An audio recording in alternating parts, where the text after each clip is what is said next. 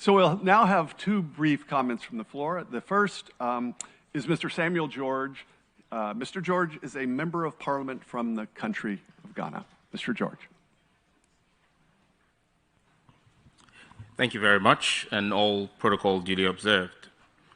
As a natural-born man, a charismatic Christian, a husband of one woman, a father of 3 children, and an elected member of Ghana's parliament, I hold the role of the family extremely sacred.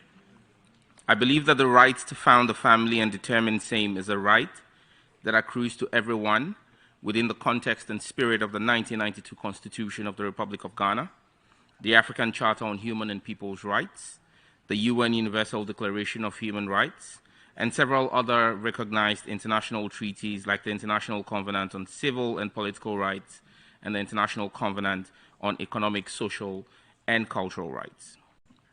75 years after the UDHR, the spirit and letter are more poignant than at any other time in our history. At a time in our world where supposedly progressive forces are agitating for a redefinition of the core principles of what a family is and represent in a somewhat regressive manner, the genuinely progressive voices, like those in this room, must rise in defense of family, its values and protections. The concept of the natural family is under attack, and a siege is being attempted on the spirit of the Declaration of Human Rights. Let me be clear here and now, sirs and ma'ams. There is a distinct difference between sex and gender or gender identity. The pseudo-war being waged by some against the family is premised on this obfuscation and literal obliteration of the distinction between sex and gender. Sex is a biological construct that transcends race, ethnicity, religion, and jurisdictional jurisprudence. Sex is binary. You're either male or female. God determines this at the moment of conception. A fetus carries either the XX or XY chromosome, determining whether it is born female or male.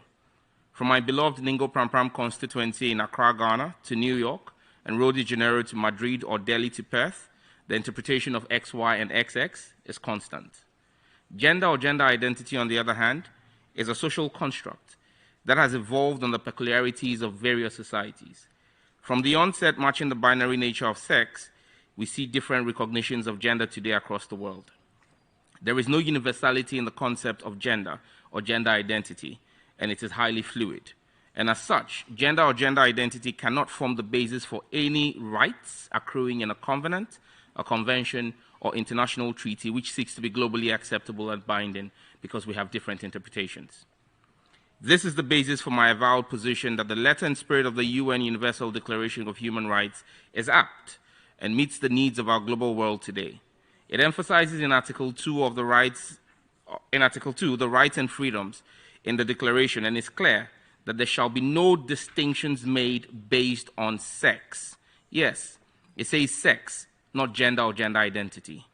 This is a definite position and must be defended by all progressive forces. The UDHR in Article 16.1 makes yet another actual position that I cherish and implore all of us to hold fast and dear, that the right to marry and found a family shall be between men and women of full age, without prejudice to their race, nationality, or religion. Yes, it says men and women, not men and men or women and women. Yet again, this is another reinforcement of the principle of sex and not gender. As a proud African, Article 2 of our African Charter on Human and People's Rights also echoes the principles of enjoyment of rights without prejudice to sex and not gender. As Africans, the role of the family is cardinal to our society and its well-being. To reinforce this, Article 18 of the African Charter recognizes the family as society's natural unit and basis. It imposes a responsibility on member states in the African Union to protect the physical health and morals of the family. Yes, it said morals of the family. It declares the family as the custodian of morals and traditional values recognized by the community. The Charter says there is no ambiguity here, that the values of family as a union between a natural-born man and woman must be protected by all of us. Against this backdrop, together with 7 of my colleagues in Ghana's parliament, I'm sponsoring a private member's bill titled The Promotion of Proper Human Sexual Rights and Ghanaian Families Values Bill 2021 in Ghana's parliament. In conclusion, I reference the critical role that a family plays in the development of society through the development, education, and upbringing of children. Article 18.3 and 4 of the International Covenant on Civil and Political Rights declares respect for the liberties of parents and legal guardians to ensure their children's religious and moral education in conformity with the convictions of the parents and legal guardians. This right is not given to an educational board or a pressure group or a government. It is the sole right and preserve of parents in the family unit.